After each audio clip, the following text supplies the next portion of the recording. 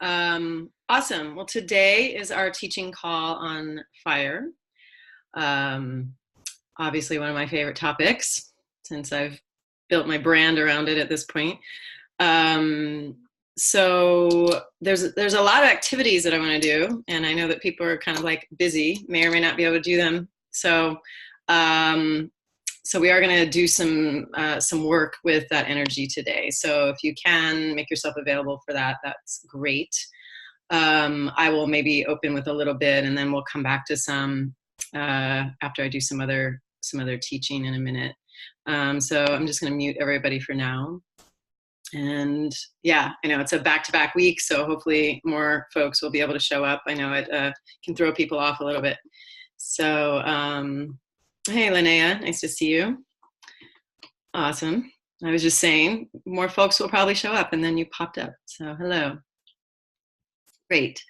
I don't know if she can hear me. Can you hear us? Okay, good. Thanks. Awesome. All right. So yeah, welcome. I know there's been some questions. If there are people that are wanting buddies, I don't buddy you. I can help make suggestions if I know who needs them. So I know that there's still some new people. I know Fukiso is one of the people that wants a buddy. And so if there are people who are wanting to partner up, it would be great to connect in the Facebook group. There was also some confusion about all the Facebook groups, and I know it is confusing because there's Fire Women all over the place.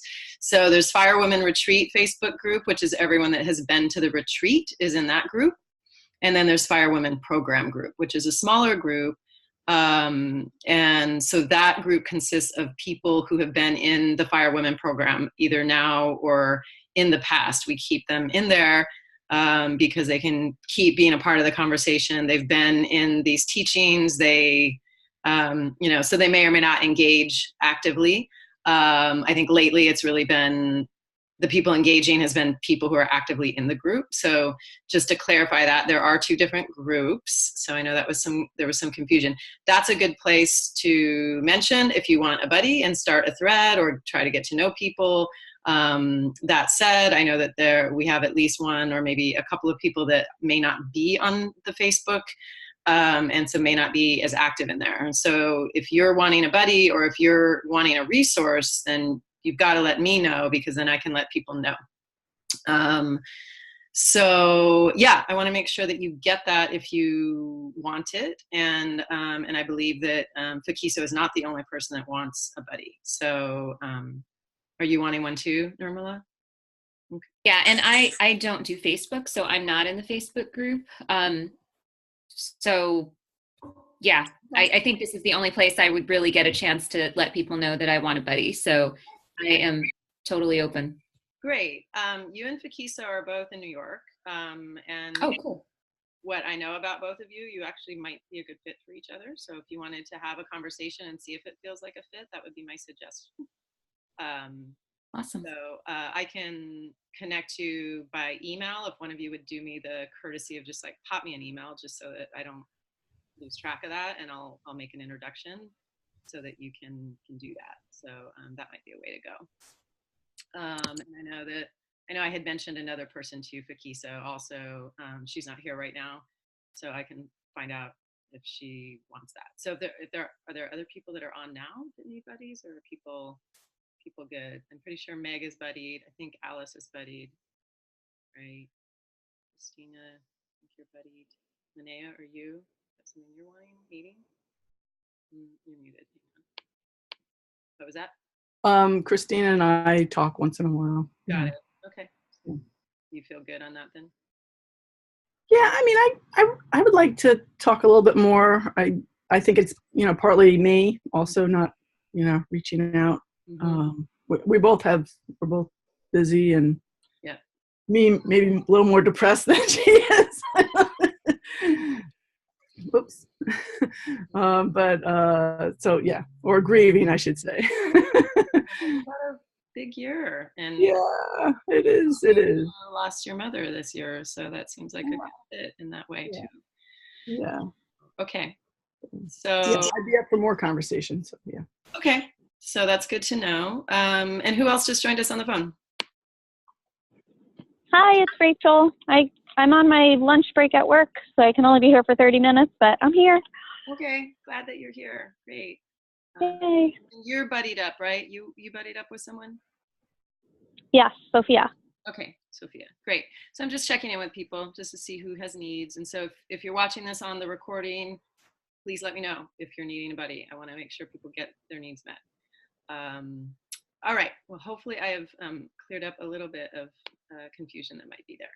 So I want to jump in. I'm glad to see you all.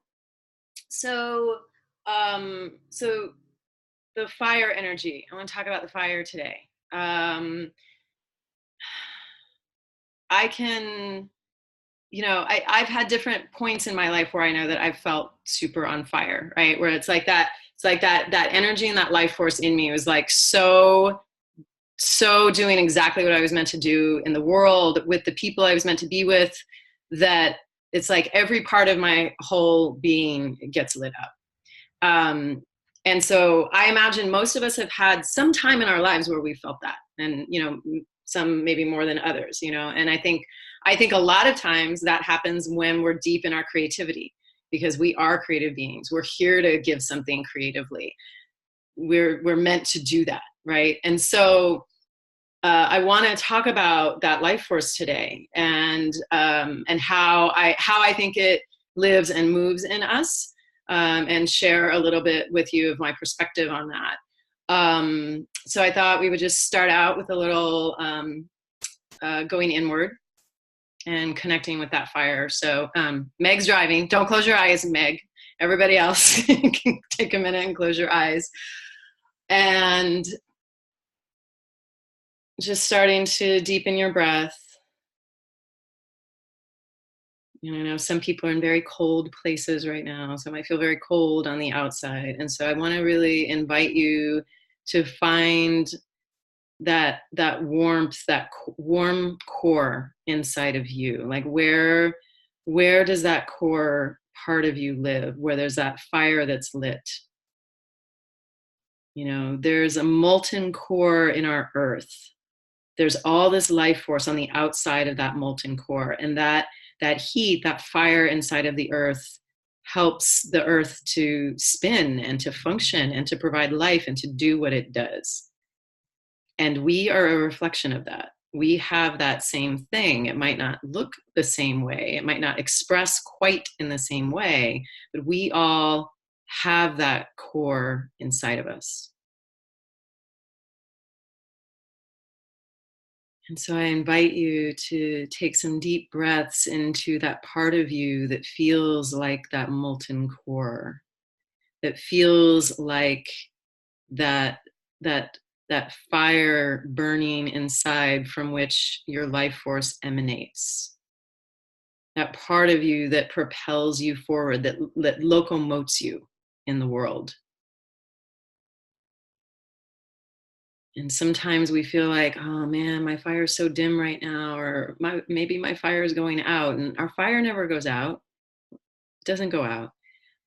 It might feel depleted. It might feel quiet, right? It might be down to embers, but that heat, that life force is there.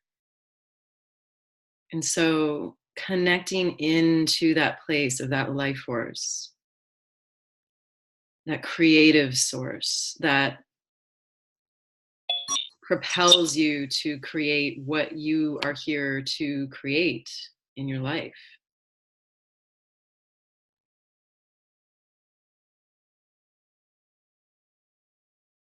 And so I want you to start to see it as a flame.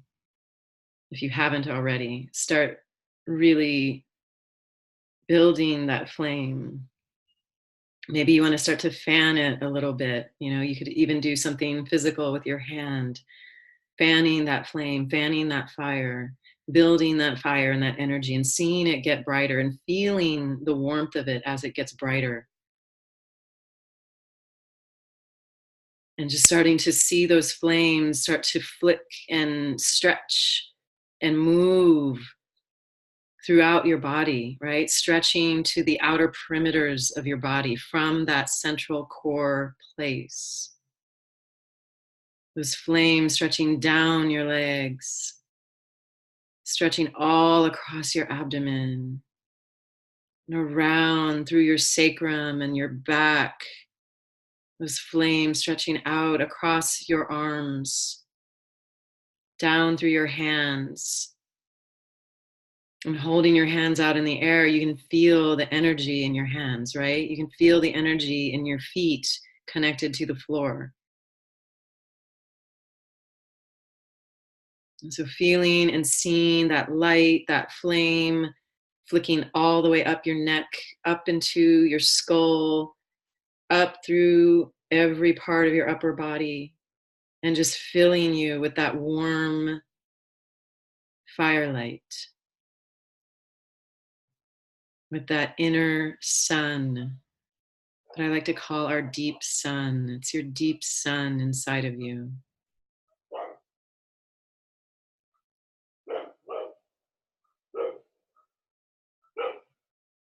Notice if you notice any sensations in your body as you imagine yourself with each breath filling more with light, with that warm, fiery energy. Seeing it stretch through all the fingers down into your toes. You are a light being. You hold the fire. The fire isn't something on the outside of you. The outside fires are just reflections of what is in you. So feeling into the energy that you generate as you become aware of and as you acknowledge this inner fire. That is the life force, that is the juice, that is the place from which your self-expression comes.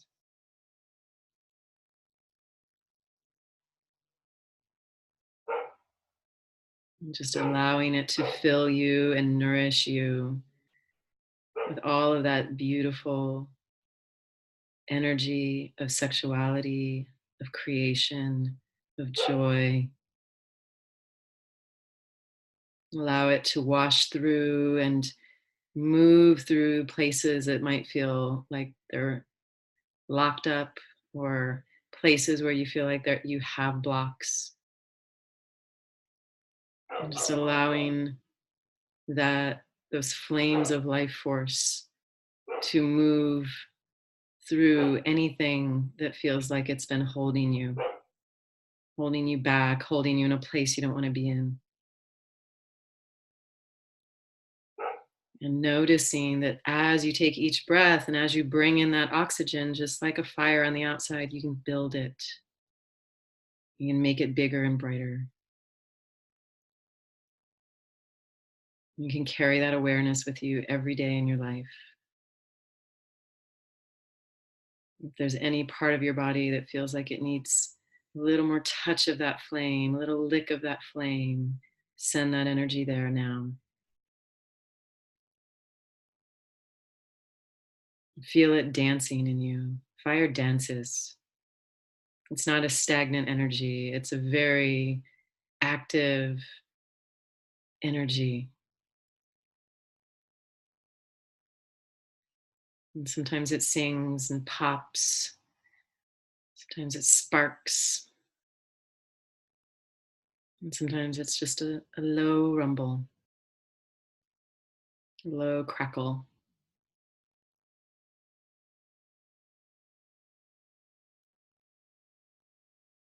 And so acknowledging your fire today and holding that fire as a sacred part of who you are.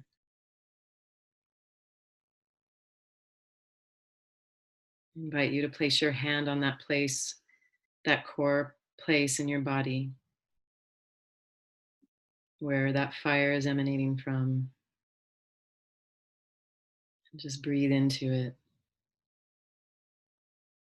and thank it for the way it propels you to create the life that you want to create every moment, every day.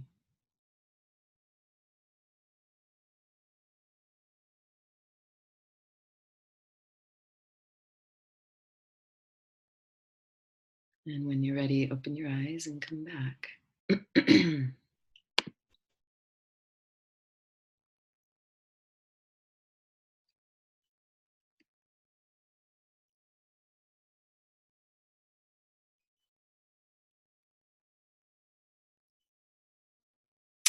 So I want to bring up, I forgot to open it. Give me 1 second. There's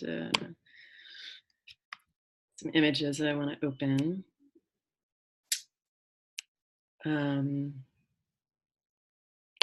So while I'm doing that, I'm curious if there was anything that you noticed in your body or that you noticed about that fire as we went through that. You can unmute yourself to speak.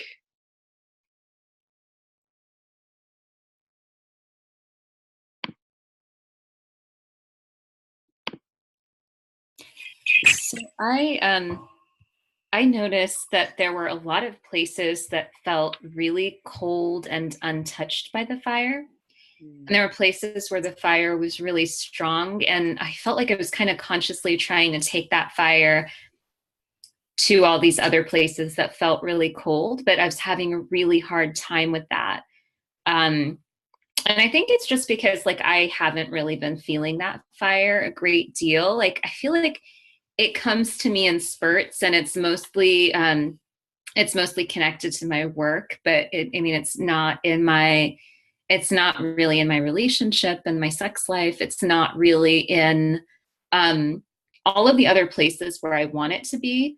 So, I mean, it really just, the exercise brought up, I think, what I'm experiencing right now, where the fire is really concentrated in certain places and where other places just feel like they're really dry and cold and, just kind of like bereft of a lot of life or movement. Thank you. Yeah. So bringing your attention to that is helpful. I would really invite you to play with it, like to really consciously play with that energy. Like do some of what we did today and do it your own way, and see what you might bring to those places that do feel dry or cold. I think, as you put it. And yeah, I mean, I think that that's normal, right? If you think about even a fire that's burning, a lot of times it'll have those places where it's like, oh, there's these like coals that like went out that are over here, or sometimes a real fire is like that too. And it doesn't mean that there's anything wrong too. So yeah, physically, what parts of your body did you experience that in? So I was feeling like a lot of the fire, it was in my heart. Mm-hmm. And, like for whatever reason, I just kind of kept feeling around like my womb and my whole pelvic area. And that's where it felt really sort of cold and kind of cold and dry. And it just wasn't moving there. But there was a lot of it that was in my heart, which was nice, because that's also an area of my body that tends to feel like really contracted. So that was good. Mm-hmm.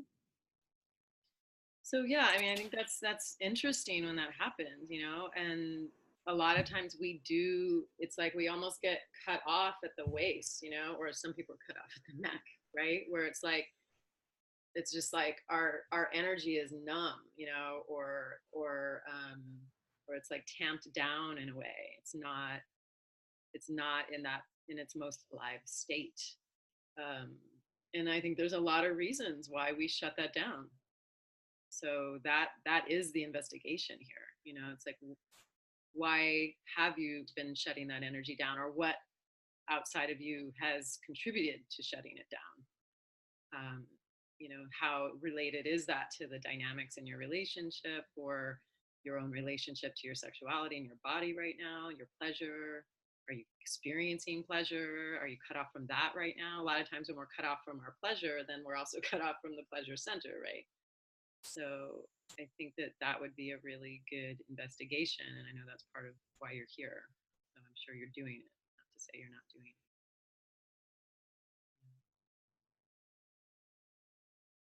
What about other people? Any other reflections on this?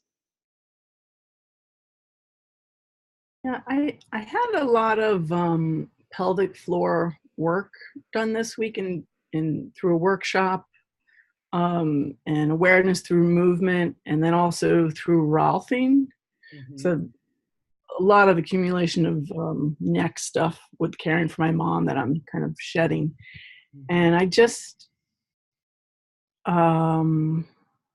this meditation was like, I got a little smile on my face when you're like, to feel the, it just was great to pull myself out of, it's getting dark at 4 and, so I was excited and to tie it into like breathing and the pelvic floor and trying to feel all that work I've been doing and practice that. So I enjoyed it a lot, but there's also a lot of sadness,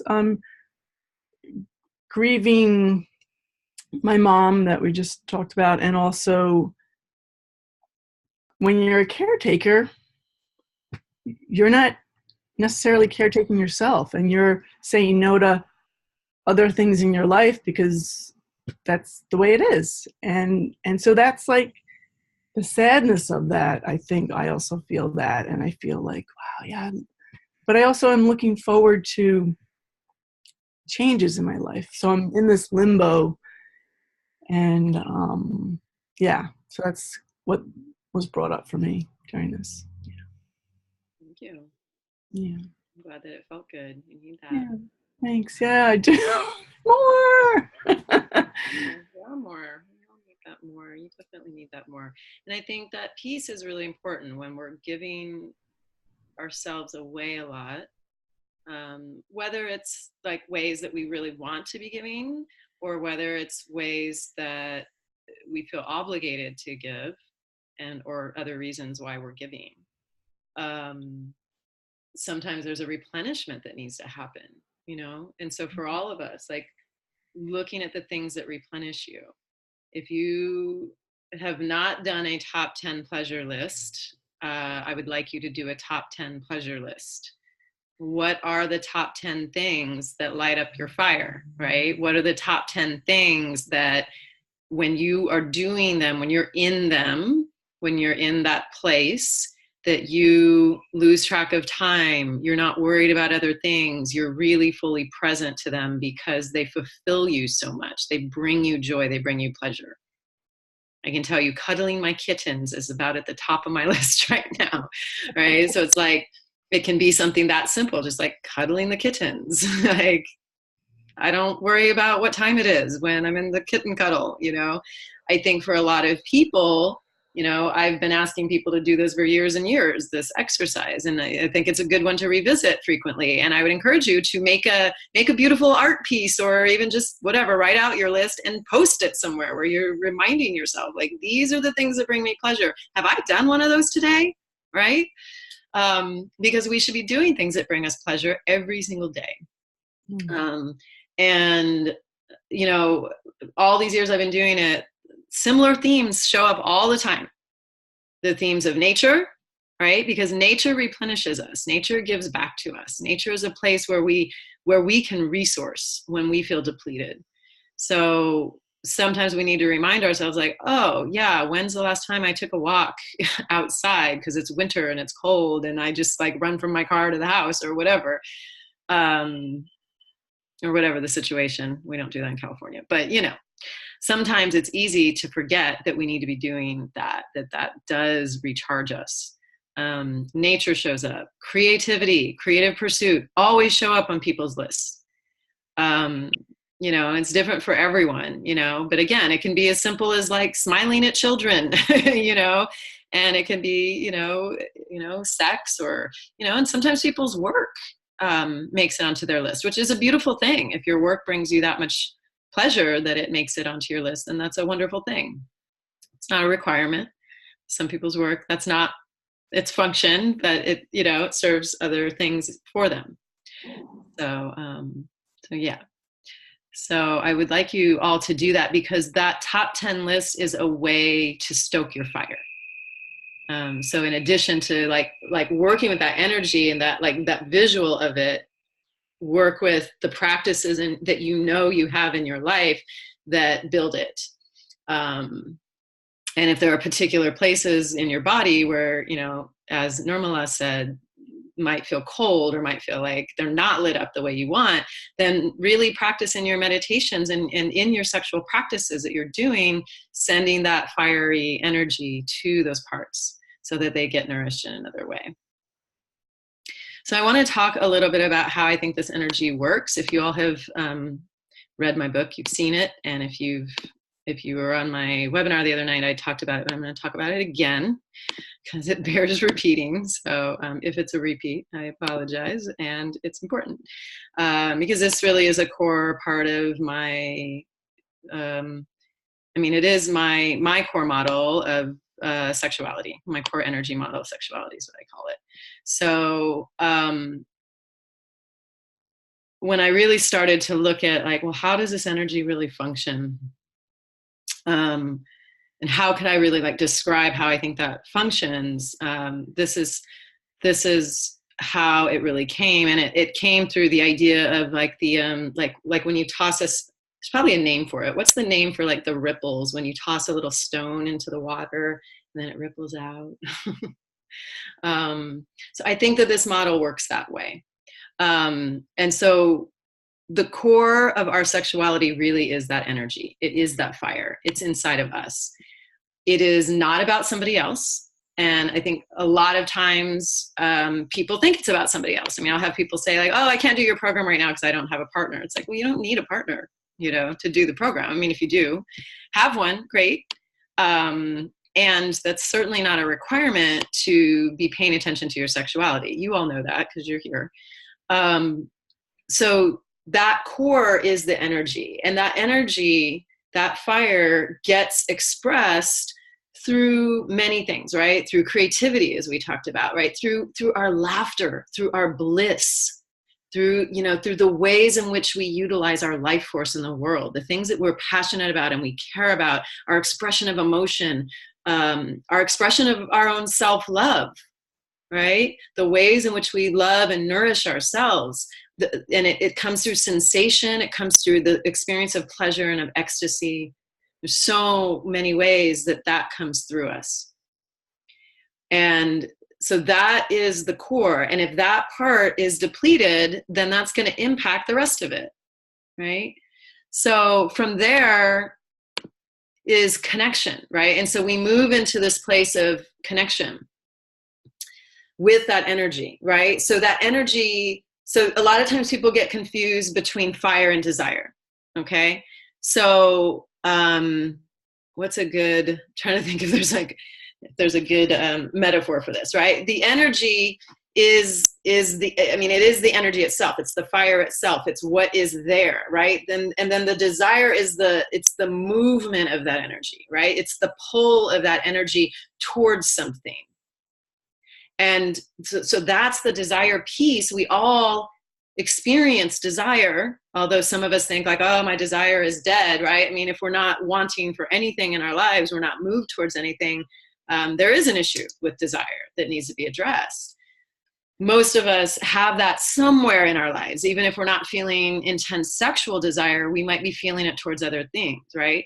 And so it's that pull of that life force towards connection, towards relationship, towards intimacy, towards sex, towards, like things or people we're attracted to, right?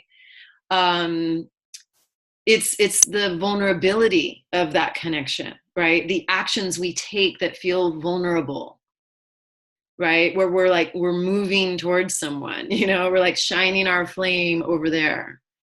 And it comes through our creative pursuits, through our art, through our music, through our businesses, our communities, our families, whatever it is that we're creating in our lives. we're building that fire, utilizing that fire through that connection, right? Through that kinship, and certainly to nature, as I just talked about as well. And we create also self-intimacy in that way, right? So there's like an internal regeneration of that energy and building of that energy through our own self-intimacy. And we've been talking about a lot of things, and we'll continue to talk about things in this program that are about that place of self-intimacy. And what does it mean to be fully in your self-intimacy? To hold yourself in that place where you're not exiling parts of yourself, right? Certainly your sexuality. People exile their sexuality all the time, right? And sometimes that is when like the shutdown comes, and we'll feel that shutdown in our bodies. Sometimes the shutdown is there to protect us. Sometimes it's there because we need to conserve our energy. You know, shutdown isn't always a bad thing. And I think like sometimes we hear those words and we think that it is. Sometimes there's a self-preservation at work. So it's looking at the nuances of those things. And how am I trusting myself? And how am I what am I living into? Right? What am I living into with that energy? What am I moving toward? So that's the connection piece. And then from there is the identity piece. And I think, you know, I say this in my book, and always when I teach this, I acknowledge that this piece may change one day. Right now, I think it is very important. It's a very important piece of this equation. And we live in a world increasingly where people are like, you know, young people are like, I don't identify as anything. I'm just me, right? I'm not gay, I'm not straight, I'm not this, I'm not that. Like where people don't want the labels, right? Where they want more freedom to just be. And I think that's a wonderful thing. I don't think we're there yet. I think identity does also serve a purpose, serves many purposes. So because we live in a time and place where it's helpful to name things, it's helpful to be able to identify with something. And part of why that's useful is that we're able to create community through identity. We're able to stake our claim on something that's important to us. And it helps us to understand ourselves. And then there are times when identity limits ourselves, right? We find it limiting. Sometimes we give up identities. Sometimes, you know, I know for me, like I was vegetarian for 12 years when I was in my like 20s into my 30s. And there came a point when, you know, and it was, you know, a health orientation. It was also a political orientation. There came a time when I really had to acknowledge that it wasn't the best way for me to eat. Like I needed to eat meat, at least a little bit, to really feel like I was getting what I needed. I don't think that it's the right diet for everybody. I think it works for many people. I don't think everyone can be vegetarian or vegan. People may disagree with me. That's my perspective on it. But I went through a whole thing with losing the identity of being a vegetarian, of like, well, what that meant about me, you know? And so that's just an example. Sometimes there are, you know, maybe there's communities we're moving away from that, you know, it's like, oh, I'm not sober anymore. So I'm not, you know, I'm not a part of, you know, my AA community, or, you know, the things that I identify with that. Right. We move on in our lives sometimes, and we move in different directions. So certainly around our sexuality and our sexual energy, there are lots of ways in which we identify ourselves. Sex and gender, of course, sexual orientation, certainly, and then also our relationship styles. What kinds of relationships are we in? Are we polyamorous? Are we monogamous? Are we married? Do we not believe in marriage, but we want to do this thing over here instead? You know, what kinds of sexual roles do we play? What kinds of sexual likes and dislikes? Is there some top-bottom power exchange that's important? You know, I'm a daddy, or I'm a, you know, whatever. I mean, there's like a gazillion identities around these things. And then, of course, there are many that relate to our cultural beliefs and values. And many of these are cultural, or they're historical in time, and they shift over time. I mean, I'm in queer communities, and I definitely cannot keep up with all the new queer identities that are happening all the time. Like so there's constantly new identities, and I think it's ways of naming ourselves in the world, and it's ways of orienting ourselves, and then also creating community around us, and also sometimes visibility, which can be very important.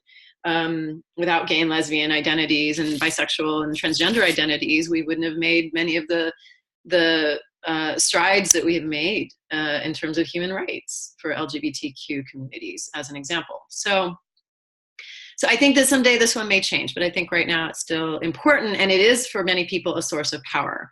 And so this is the next circle, right? So these things lead us into either a place of power or into a place of disempowerment.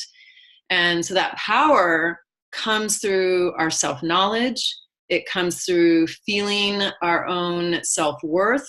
It comes through feeling like we have the real sexual agency and agency over our entire lives to make decisions and inform choices for ourselves, and that choice is in our hands, right? That's agency.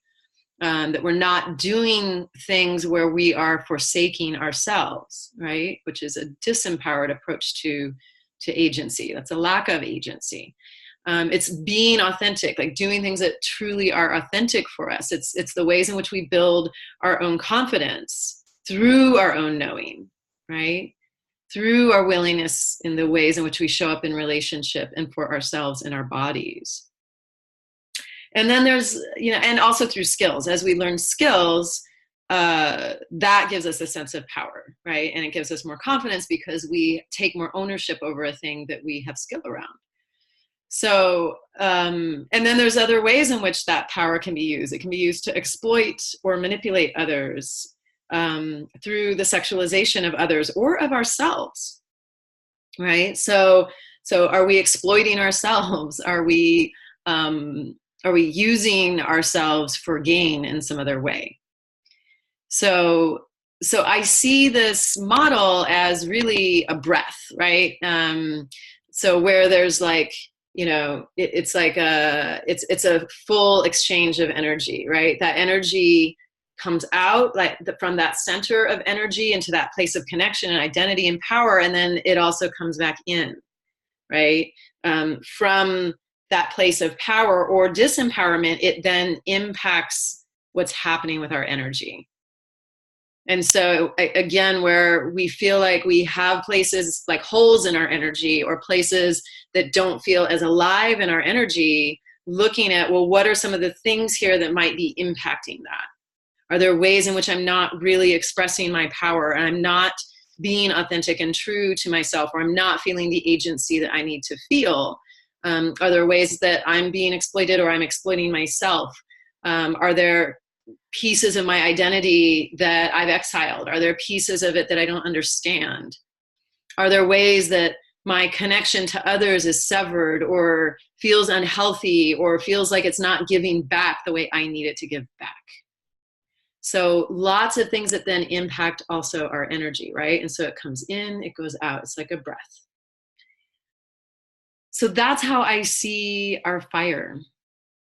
And I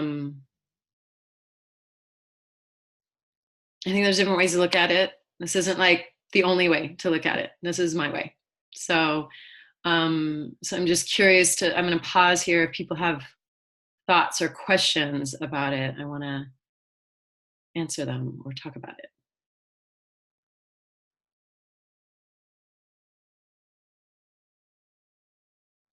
Does it resonate? Are you like, I don't know about that? I'm totally open to hearing that. So for people on the phone, if you want to unmute yourself, you'll just hit *6. Or your unmute button should also work. Hi, this is Kiki. Are you able to hear me? Yep, can hear you. Okay. Kind of diving in here. Don't have an exact thought, but this really resonates for me. Really, what's coming up for me now is like the responsibility to fuel my fire. Like really, the list that the pleasure list, or started like, and it makes me look how and not we what's the word? You're cutting out just a little bit, Kiki. Can you say that last thing again? Uh-oh. Are you there? Might have lost Yeah. Can you hear me? you. Okay, can hear you now. What was the last thing you said? Okay. Yeah. I'm actually talking. I'm gathering my thoughts, gathering my just thoughts. But the feeling of the fires 100% resonates for me. What's coming up for me is the responsibility to like get in on that pleasure list. For me, I go like very back to back to back to back. And some of the stuff is juicy, but even when it's juicy, it's like back to back to back to back, and it's like no space for like the fire to like conjure, and it's not cute. It's not cute. It's really not. It affects me physically. I am not showing up fully in the world, I would say.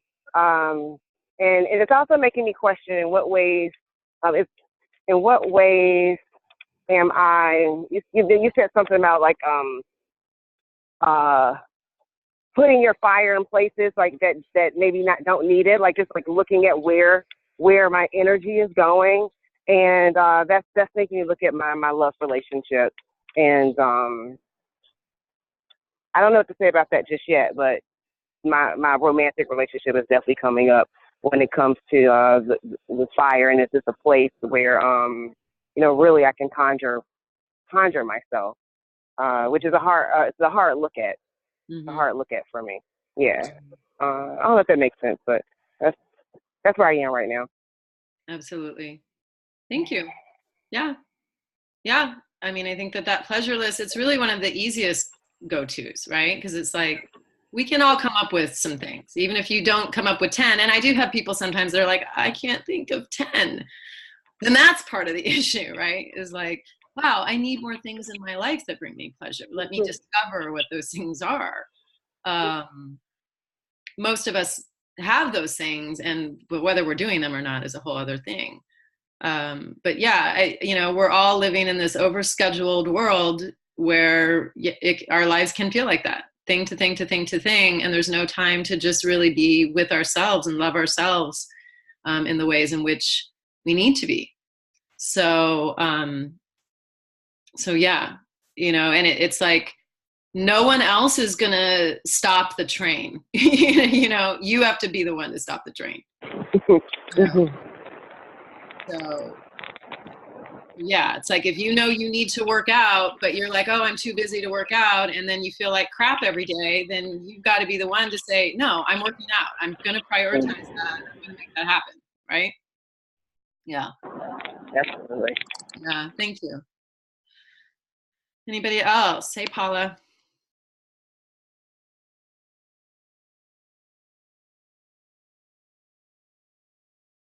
Okay. So, so there's more on this in my book. You can take a look at that. And I know I owe some people books right now. So again, please remind me if I owe you a book, and I apologize if I do. I'm not great about the post office, but I am going to go very soon and get some books out. So please let me know if you need one. Can I add something? Yeah. Sorry. So I think that model is really helpful. I'm just looking at my notes. I thought I took quite a few. I'm just like, I think for me, the identity piece is difficult for me because I feel a disconnect, and I'm just like, I'm looking at this ideal, like, strong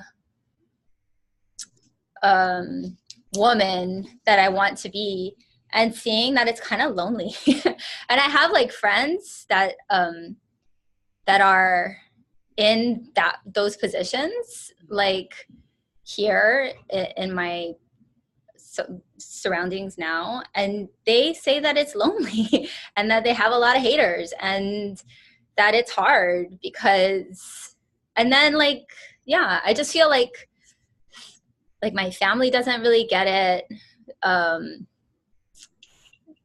That's not the way I was raised. And so that whole community thing is really a sticking point for me, even though it's never really, like, when I think about it logically, I've always been the black sheep. Like, I've never really cared that I don't fit in with my family or what they have done. But I'm seeing it more and more of that being a challenge. But then that also does relate to the authenticity piece, like the power portion, in the sense that, like, I feel like I'm expected to perform a certain way in certain groups, right? And I'm expected to be like this vanilla person. And when if I were to not be that vanilla person, I feel like I would be ostracized and told that I was a bad person, not just a different person, but that I was really a bad person. And I think that I think that really encapsulates. I'm really glad you shared that, because I've had a hard time like articulating that even to myself. But that diagram really helped me to crystallize that those are the issues that I'm feeling, and that's how they relate. Mm-hmm. Thank you. So thank you. Thank you for that. I was having a similar conversation yesterday with some women that I'm in a supportive mastermind with, who were talking about the very same thing of like how lonely that can feel. And I think that's why, like, finding groups like this, finding spaces where we can be with other powerful women, with other women who care about the things that we care about, who aren't judging us for our self-expression or our sexuality or our sexual expression in any way, is really, really important, you know. And it's important to acknowledge that is a way that patriarchy functions. That's a way that the status quo stays in place. Make women who are powerful feel bad. Make sure you knock them down so they know that's not okay and they stop trying that, because we don't want that, right? I mean, that's how that works. So I think, you know, that doesn't always make it easier, but it's helpful to keep acknowledging, and it's important to keep acknowledging, like, wow, this is how this system works. And we can give like 1,000 examples throughout history of how that has happened for women. So, yeah. So I want you to take a few minutes to consider what dims your light. This is a perfect lead-in. What dims your light? What snuffs out your power? What makes you feel small and fearful? What keeps you from burning bright? And I'll put this in the, I'm going to put this in the chat. So I want you to think about people, patterns, roles, places, behaviors, things that get in your way, things that make you feel small, right? What depletes you? What makes you feel like it's not safe to burn bright? So just like we need our pleasure list, I want you to make this list too, of what is it that snuffs out your fire, or makes you like pull it in, like, ooh, I've got to be smaller. And once you write down, do this for yourself, if you want to share a little bit, either in the chat or verbally, I'd love to hear from you. I'll give you a couple of minutes to do this.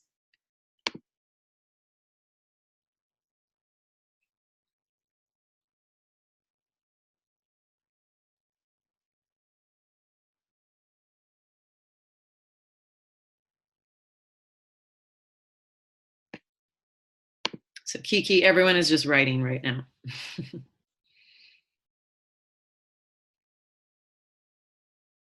I got it. I'm ready too. All right, I figured.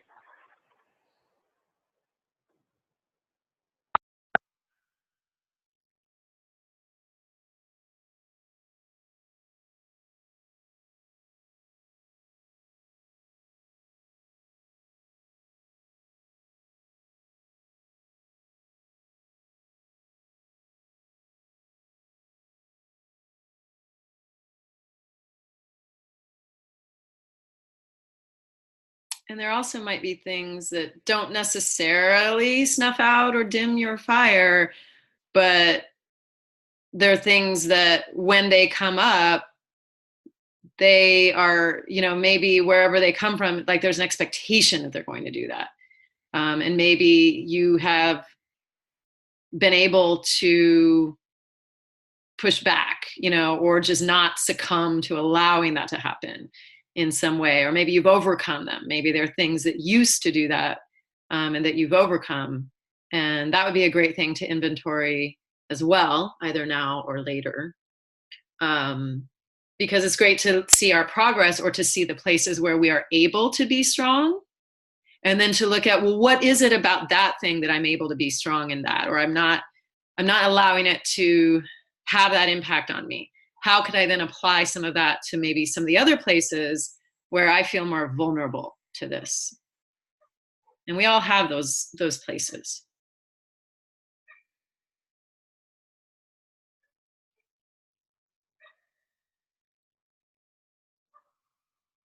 So if you have a few, pop some into the chat. Let's see what people have, or if people want to unmute, I'd love to hear from people. And I do see a lot of people are still writing. I actually have something that just came up for me as you were talking, Amy Jo, like in thinking about the times when I was able to push back and the times I was able to allow myself to burn brightly. Well, first of all, I know that a really big part of my power has to do with the way that I express myself. And I know that although I have a lot of self-doubt, like I have the capacity to be this really clear channel and to speak and transmit my words in such a way that they impact people on a really deep level. I mean, all my life, people have told me this, and it's been hard for me to fully take that in, but I'm starting to now. But I noticed that the times when I actually allow myself to burn brightly, it's when I am speaking for somebody else. And that could be another person.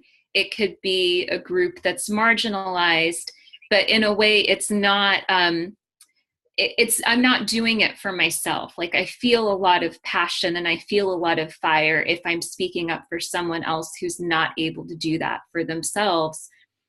But it's really hard to do that for me. And a lot of the things that came up around the stuff that gets in my way and depletes me, I'm recognizing that it's not really other people. It's more like the self-talk that comes up for me. Like I was at a retreat on Saturday where everyone was going around and introducing themselves and telling a story about themselves. And as I was talking, I started to get really anxious about taking up space.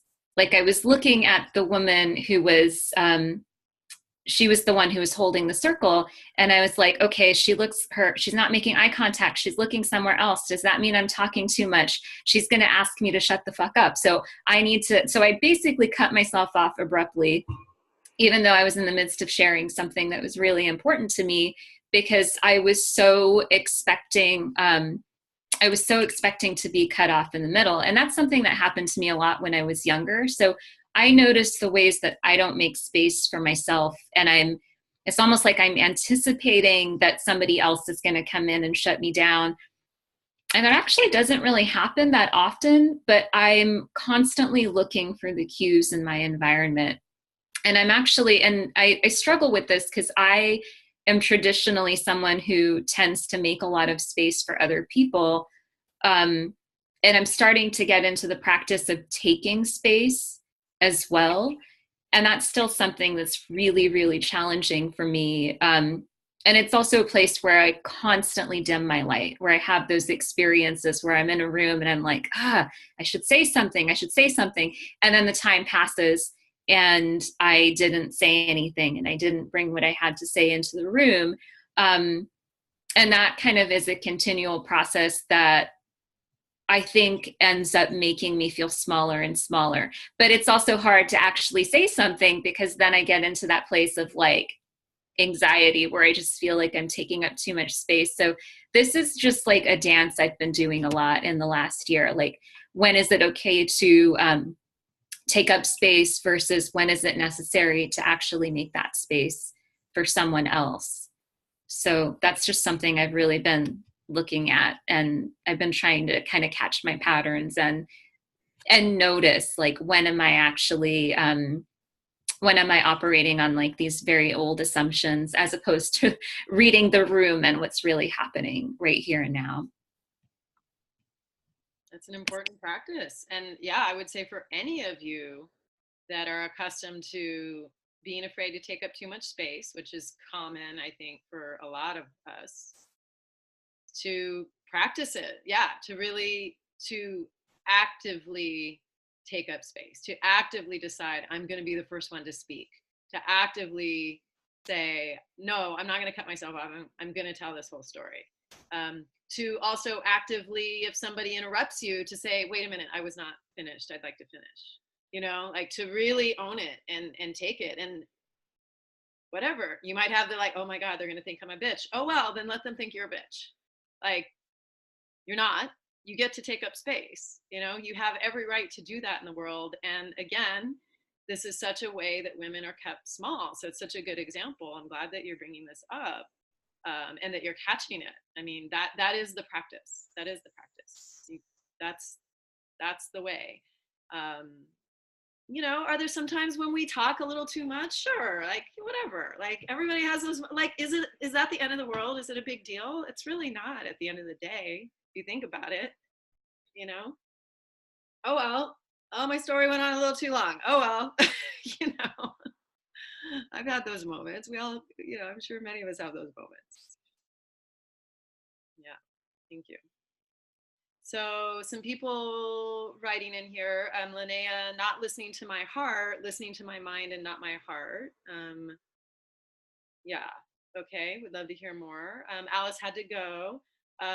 Christina says pressure, either way, more vanilla or being non-vanilla. Yes, I mean, it's always like, are we fitting right into the mold that we're supposed to fit into, I think, with our sexual expression, or likes or attractions or whatever.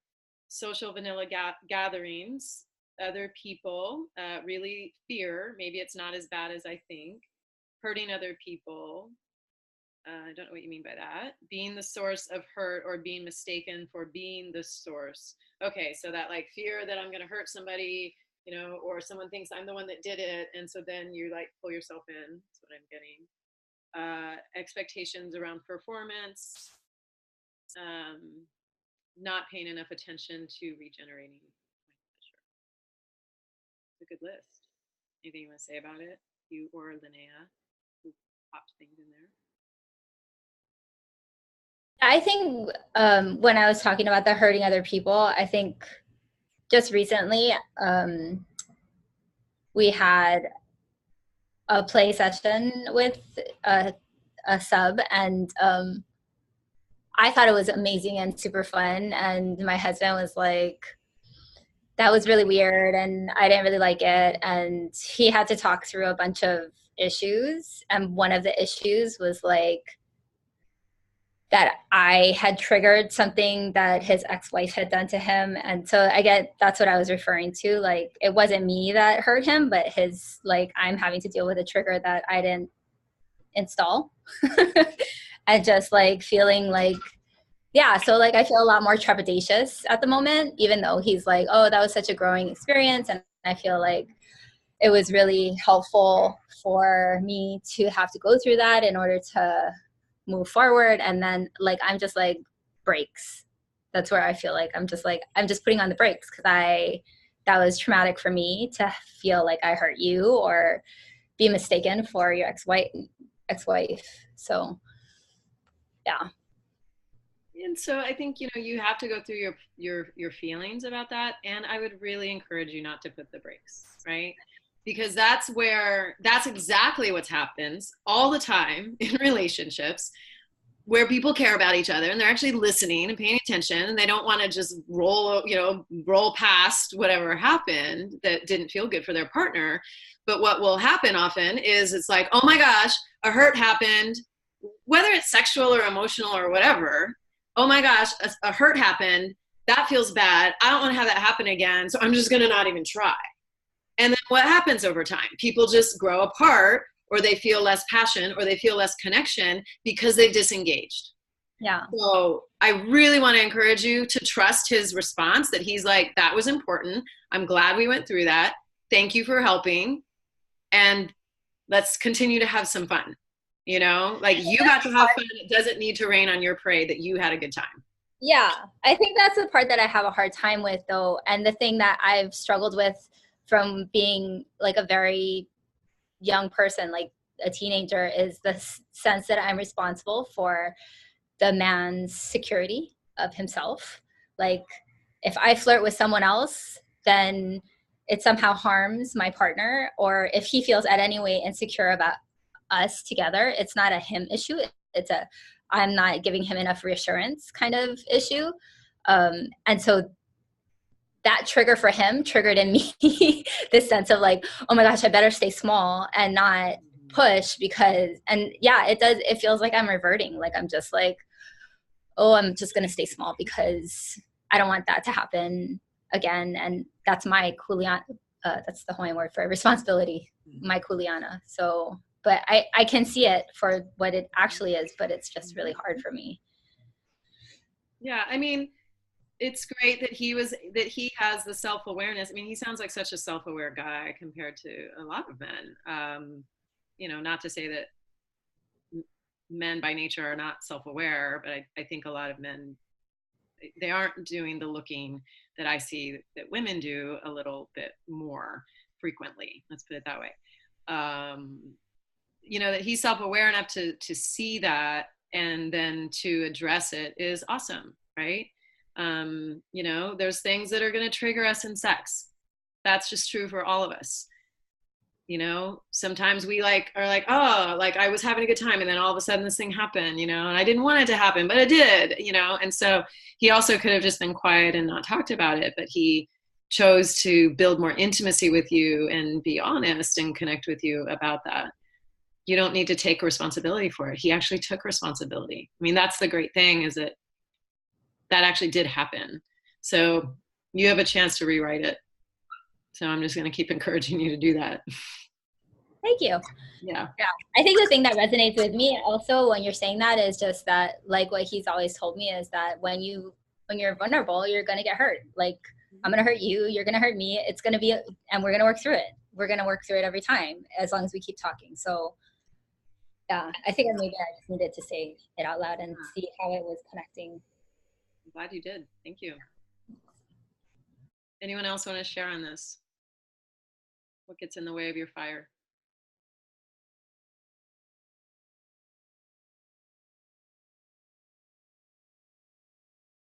Okay. So,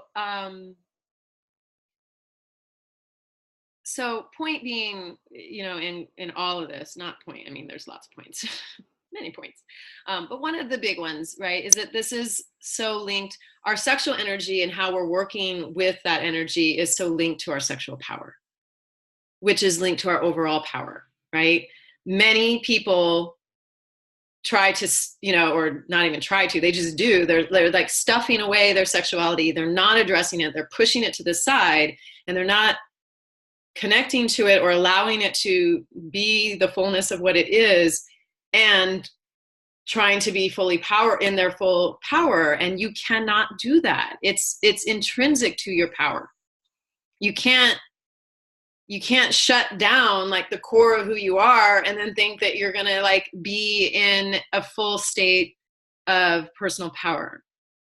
So when your energy is strong and you're aligned with it, part of how that power works is that you have a focused way of really attracting to you the things you want, right? When that fire is burning bright, you're going to be met with other bright fires, you know, whether it's in, you know, in love, in relationship, in that way, romantically, sexually, or whether it's through friendships and, you know, other powerful women that can meet you where you are, or whether it's in business and having the visibility and the clients or the, you know, the accolades or whatever in business that meets you where you are. So that core sexual energy is it's like a gas tank, right? but it's it's not just fuel, right? It's that fundamental quality and energetic that allows that the dynamism, right, of a truly pleasurable and fulfilling life. And that doesn't mean that everything is unicorns and rainbows. I mean, and kittens. I wish it could be kittens and unicorns and rainbows every day. And perhaps it can, but that doesn't mean that we're not also going to have some rain clouds, because where do rainbows come from? You know, or that someone's not going to get poked by the unicorn horn in a way that doesn't feel good sometimes. So I don't know where that came from. So, you know, I think that's a falsity, and that whole idea of like, oh, you know, like what Christina just said around like, oh, well, you know, this idea that like, well, to be happy means then that we're not going to have troubles, or, you know, that we're not going to be hurt, you know. Hurt, the deep that you feel in your hurt is the deep you feel in your love. The risks you take is the vulnerability that you feel. Like that is all a part of it, right? And that's, I think feeling that is far superior to being dulled to life, to having your fire down to such an ember that you can't even trace it or feel it or see it, you know, that you get so depressed that you've lost the allure and the beauty and the poetry and the joy of everyday life. And so that's why I use that word, that dull, you know, like what dims and dulls, because that really is the energy when we're not lit up in that life force. And then it's harder to appreciate the life that you have and the things that make it worth living and the things that get you out of bed every day and the things that bring you out of the depression and the things that bring you pleasure. You know, and literally like the colors will get like muted when you're in that place. That dullness, right? It's like life doesn't even look as bright and beautiful. In Naomi Wolf's book, Vagina, which is a great book, she talks about how when she, excuse me, when she went through this period of, she was doing a bunch of investigation. I don't remember now if it was like related to the book or it predated the book. She was doing all of this like sexual investigation and becoming orgasmic in new ways and like really experiencing her body and her pleasure in this newly vibrant way. She talked about how she could literally notice that the colors were brighter. She literally was seeing differently. And so I think that's a very interesting thing to think about and to track in yourself when you're in those places of more pleasure. It's like, are your senses even more attuned and experiencing the world around you differently when you're not than when you're not? And so this energy is an energy that you can work with consciously, right? It's the excitement that tingles in your body during orgasm. And you might experience that excitement in other things in your life. Pay attention to that. Listen to that. Because that's telling you something. You know, when I get like tingles in my yoni, I'm like, oh, what is that about? You know, where it's not like I'm seeing something I think is hot or somebody or, you know, like nothing's going on sexually, but I'll just like get that. Like, okay. What's lighting me up right now, right? Like, what's the connection, you know? And also to take time to then not just blow by it, but to be like, okay, let me just feel that and experience that for a moment, rather than I'm just going to keep working. Yeah, my yoni's tingling. I'm just going to keep on, you know, like doing my work. Like, pause in those moments and connect into it, you know, and do that visualization with the fire and build that and let yourself feel that, you know, when you experience the things that bring you pleasure, like, you know, and when they happen spontaneously, not telling yourself, oh, but I got to get to my appointment, you know, or I got to run and do that thing, or, oh, I'm taking up too much space if I do that. Like, do it, be in it. God, we've been cut off from it so much, you know, and it is the life force. And it's so feared. They've been trying to snuff it out for centuries, and they can't. The truth is that they can't.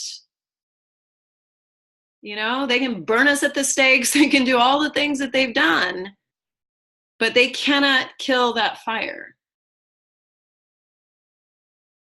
And so love that fire and protect that fire and funnel it where you want to funnel it and share it with who you want to share it and let it be powerful. And notice how it is connected to your personal power and to the ways in which you get into your full expression and your vibrancy and your pleasure and your power and your joy and all of that. And then notice those moments where you're doing the opposite, where you're reverting from all that. And remember that that is that energy that you use to connect with others, right? And to co-create, you know? You know, it's like sometimes when you're having like brain sex with someone, I like to call it brain sex, right? Where it's like you just get into one of those like rich conversations that you're just like, oh my God, I love that we're getting to talk about this, or I love how your brain works, right? You know, and you just like get really into it, right? It's like a different kind of intercourse. When you do that, it's like you can almost like feel the sparks flying, right? It's like it's an energetic of connection. And so it's not just sexual, it plays out in different ways. And so how are you going to nourish that? How are you going to nourish that? And if you're feeling like it's dull, then how do you want to awaken it? And just to remind yourself that it is by nature abundant. There is nothing more abundant than that life force energy. It is energy that creates more life. That is what it does. There's nothing that is more expansive than that in the world. That's the core, that's where we all came from, right? So if it is that expansive and you're still in a practice of making yourself small, you're literally working against life itself. So I want to invite you to stop working against life itself if you're doing that, or in the ways you might be doing that. Like allow yourself to expand in your consciousness, in your body, in your pleasure, in your relationships. You're meant to be big. You are not meant to be small. None of us are meant to be small. We make ourselves small. Like you don't need to keep diminishing yourself so that you don't intimidate men, or so that you don't take up too much space, or so that you can take care of somebody else. Women do that all the time. And so I invite you to be the woman that is not going to do that. And that doesn't mean that there's not also a generosity in you that makes a space for other people or that cares for other people, right? I'm not saying like be callous and just go, right? That's not what it is. It's about really living the most abundant life, the most vibrant life you are meant to live. And to give yourself and allow yourself to have all the love and the caring and the attention and the joy and the accolades and the money and everything that you so deserve. Because you are not here to not have enough. You're not here to just like be in lack or in this place of thinking that you're not enough all the time. That's bullshit. And the lie that there's only room for one of us, or that only one person is going to get the man or the accolades or the love or the attention or the money or whatever. That's bullshit too, right? So to not go into that place of comparison and competition, which I think is one of the biggest things that dims our light, that dims our fire, that makes us keep ourselves small, right? Like, oh, I'm not as good as her, or there's not room for both of us, so I'm going to step back, or, you know, whatever it is that that goes on, whether it's conscious or subconscious, right? We're talking about your energetic source. This is your energetic source, this fire that births everything that you're here to birth in your life.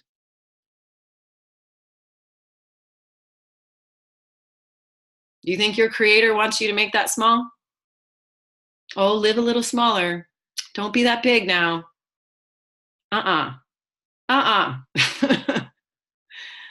Right? We're here to be nourished and to nourish that energy. And also I want to also just remind you of the ways in which when you see a woman in her beauty, in her fullness, in her bigness, right? Have you had moments where you've seen someone like that and there's no part of you that goes into comparison? It just takes you into a place of, oh my God, I'm that beautiful too. It's just inspiring for the beauty that is in all of us, right? I think that's an indicator that you're in a very beautiful place, right? When it inspires you that way. And I think that really, like a beautiful song or a beautiful performance, or a loving, caring act that someone takes, or, you know, a beautiful piece of art that someone makes, or just something generous that someone does, or just someone just being who they are, who they fully are, right? That in their presence, we just feel more loved and more beautiful. That's a good practice to be in. Of like, let it like, and just inspire more of the expansion and the beauty that is in you. Because the more that you do that, the more that you allow yourself to reflect that light, when that light shines on you, the more that you expand, and then the more that you shine your light on other people, and the more all of us get to be more of who we are. And that's really how it works. And again, the powers that be want to keep us in competition. They want to keep us in that place of lack, or thinking that there's not enough room for all of us, because then it prevents us from growing the light that way. I mean, imagine if every woman were walking out through the world that way. Can you imagine? Who would be running the world? We'd be running the world. There is no doubt that we would be running the world if that was how we responded to each other's bigness and glory and love and beauty. No doubt. They wouldn't even know what to do with themselves. They'd be like, what? You know? It's a good vision. Please visualize this. Maybe if we all start visualizing it, it will happen faster. So, you know, and I think that's the beauty of our sexuality. It's like it has the ability to expand us in that way, you know? And so also, like, think about so I gave you a handout that's got some exercises for you to play with, and there's more.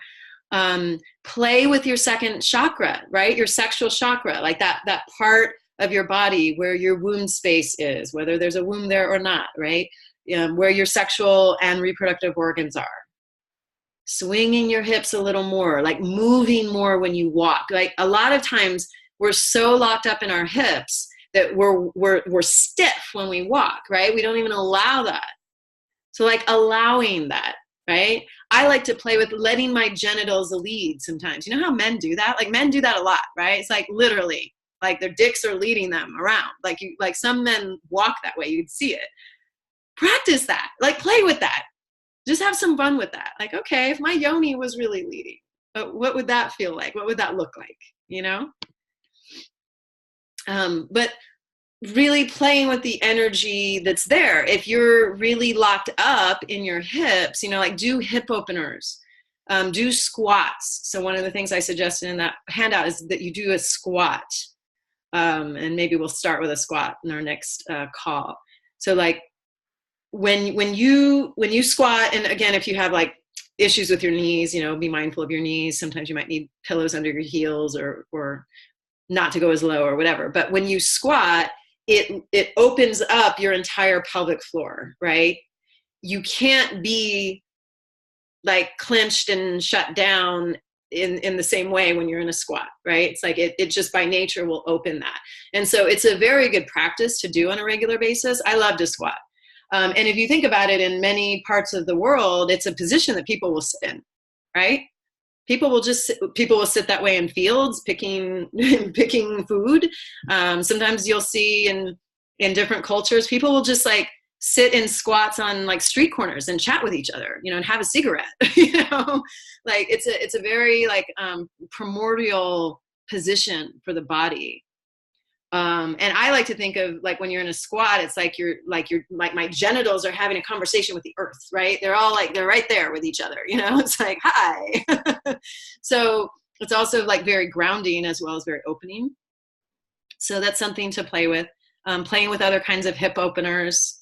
If you do yoga, like pigeon, even just child's pose with wide knees is a really good one. So anything that helps to open and loosen your hips, pay attention to the physicality of what's happening in that part of your body, but working with that energy center in your body, and building the fire from that place and making the intentions to open and receive and connect. Sophia wrote a beautiful post. If you haven't read it, it's a little long, but please take a look at it. It would be great if people would respond to her, because she wrote such a beautiful post about some of her own practice in sex around this and feeling the energy around her sacrum and then really working and asking it to open, like asking for it to be released. It's a beautiful practice to do either in self-love with yourself, in sex with a partner, but anytime when when something's coming up that wants to be healed, or where the tears are coming, or where you're noticing the closed, energy or some kind of shutdown, asking for the help, like doing the ritual in those moments, like saying the blessings of, making the ask, is very, very powerful. Sex is a ritual if we allow it to be. It's a beautiful ritual, whether it's self-love or sex with other people. So, I think also so much of this is just this piece around allowing, that we're allowing ourselves to be receptive. We're allowing ourselves to feel. We're allowing ourselves to be bigger. And many of us are so tight, right? Or we've been so armored that we aren't allowing. And so if we allowed it to come in, if we made the space for it, if we don't brush by it when we feel the sensation, what would change? What would change?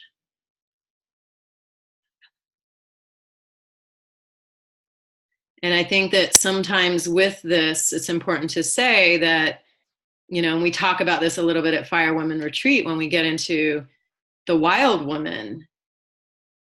Some of us are really afraid of our wildness, because we've been told, we've been given messages that like, it's not okay to be that wild. It's not okay to be in our full expression, whatever that is. And so then we shut down our wildness, which dims our fire. And that doesn't mean that it's always a good idea to be in our full wildness, right? Sometimes we don't have the space for that. Sometimes it might not be appropriate even in some way. And not because there's anything wrong with your wildness, but because the space doesn't allow for it, right? And so there is a discernment around our wildness. We don't always want wildfires out there, right? I live in California. We don't always want that. Sometimes it's a controlled burn, right? And so whatever way your fire is burning, playing with that receptivity and the allowing. And removing some of the armor, right? And letting your brightness shine on other people, and trust that it will inspire their own bigness and beauty and love. not that it's going to take something away from them. Beauty inspires other people. Art and music will always be needed. They will always inspire, right? Because they touch our spirits in a way that very few things do, right? They are infused with spirit. Beauty is the highest form of spirit, right? There's a reason why places of worship are filled with art and beauty. And it's why there's something so backwards about how ugly the rooms where women birth are. How are we going to bring children into the world in these ugly, horrible, sterile, drab hospital rooms, right? And so part of this is also surrounding yourself with beauty, wearing beauty on your body, whatever that is for you. Letting yourself be inspired by beauty more, going to museums. That's why sunsets never get old, right? How many sunsets have we seen? Christina has one right behind her head right now, right? Do we get tired of seeing that? Is anyone like, I've seen this before. You know what? Let's go. Who does that? I mean, if you do that, you've given up on life, I think. I mean, it's like, right? So you are the sunset, baby. All of you. Play full out. Let yourself be that fire.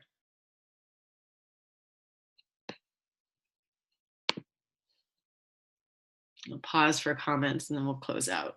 That's my sermon for the day. I got on my soapbox today. Amen, sister.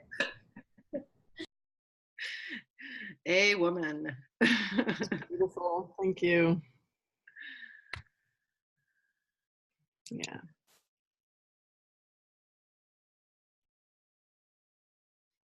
Anyone want to say anything? Any reflections?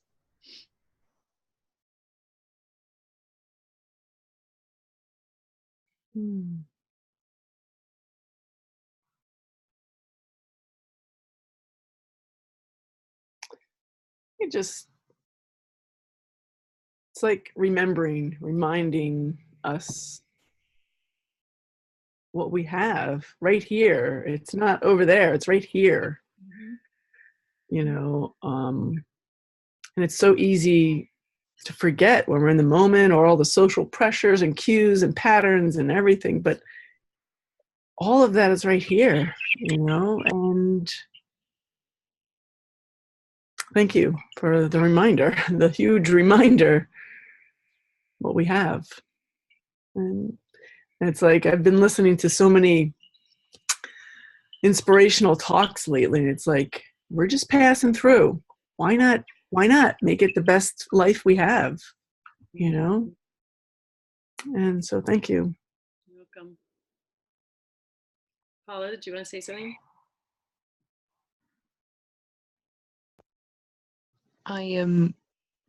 It's a really interesting time for me at the moment, because I'm, as I put on the group, I'm pursuing an autism diagnosis, and I'm realizing that the more I allow myself to be swept up in what other people expect of me, and the more I exhaust myself acting in a way that is nice and neat and tidy for everybody else, and painful for me, then I take away from all of the best things about me, and all of the things that all those other people really value about me, and all the things that I really value about me. So it's a funny one.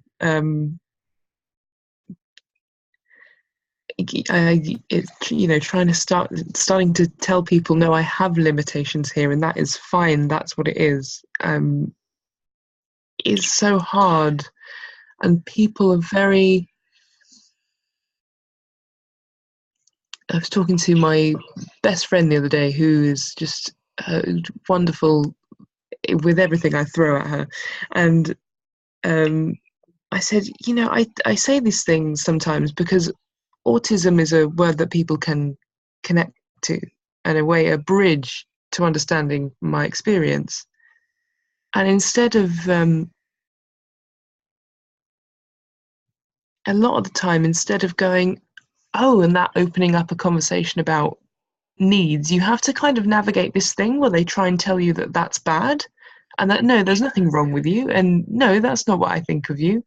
And there's this big wall of what people expect and what is good and what is not, and it's trying to say, well, this is my label for it. I don't have an opinion on whether it's good or whether it's bad, but it just is, and this is how I'm going to work at my best if we do these things. So yeah, it's been eye-opening. Yeah. And I think practicing different responses to that is part of your practice right now. It's like, how do you want to respond in the face of that when that shows up? Because you know it's going to show up, right? People have like cultural preconceptions about that.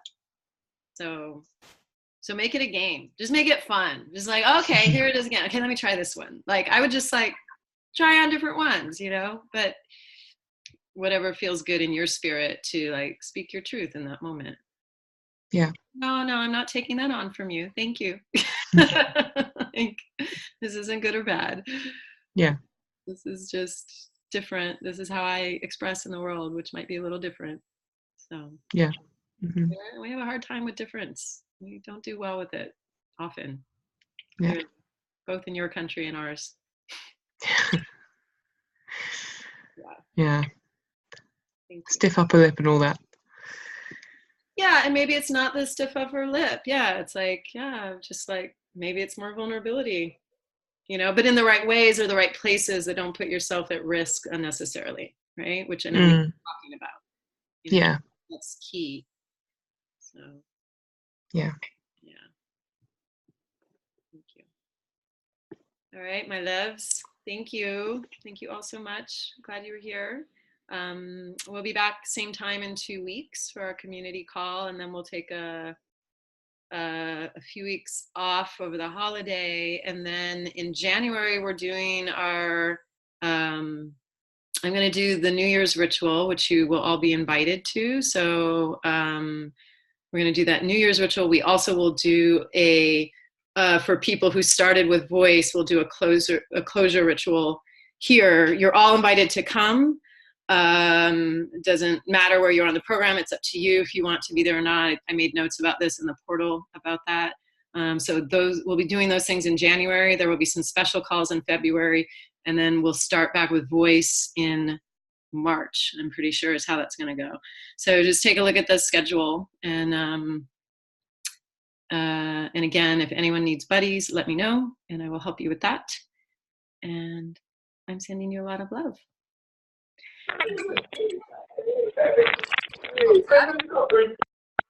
Thank you. All right. Thanks, everyone. I'll see you in a couple weeks. Thanks. Happy holidays. Bye.